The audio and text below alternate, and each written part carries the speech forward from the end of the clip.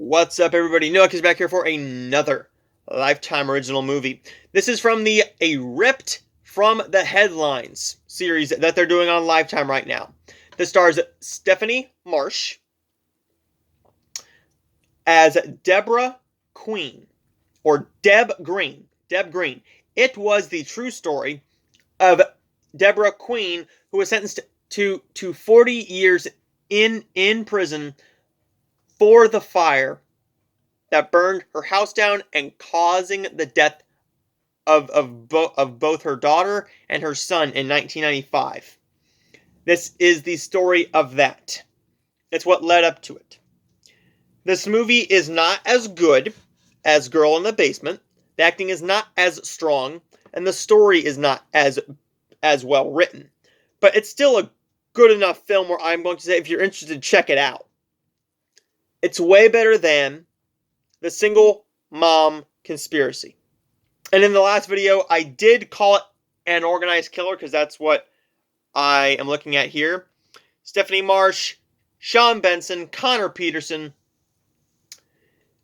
This film is not one that you need to see, but if you are a fan of Girl in the Basement, then definitely give this one a try. I think that they should do these films a lot more, because these are better made.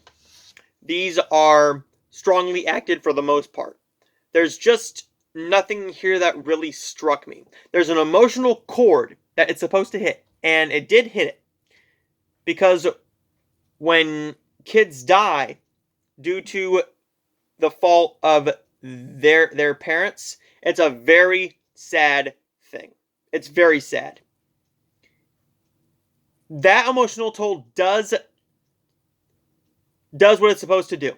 You are depressed after this film.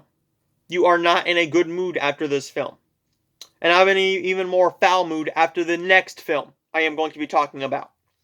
But A House on Fire is a well-shot, pretty well-acted, and strongly written film. The writing is not that great, but it's still a good script. It's better than most Lifetime films, and that's what I'm leading up to. This is way better than any Lifetime film that I have seen this year besides Girl in the Basement. Stephanie Marsh does a good job of just looking like she has almost no remorse. And you know she did it, which kind of defeats the purpose of the movie, but it's the story that leads up to it. And you're starting to understand why she went a little bit nuts, but she didn't have to kill her kids. This film is well made.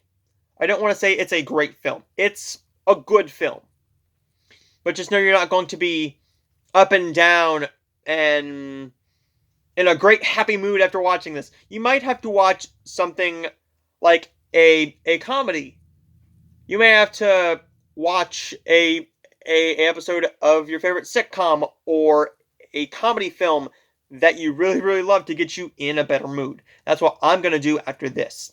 A House on Fire gets a C+. It's a fine little film, and I'm going to say check it out if you're interested.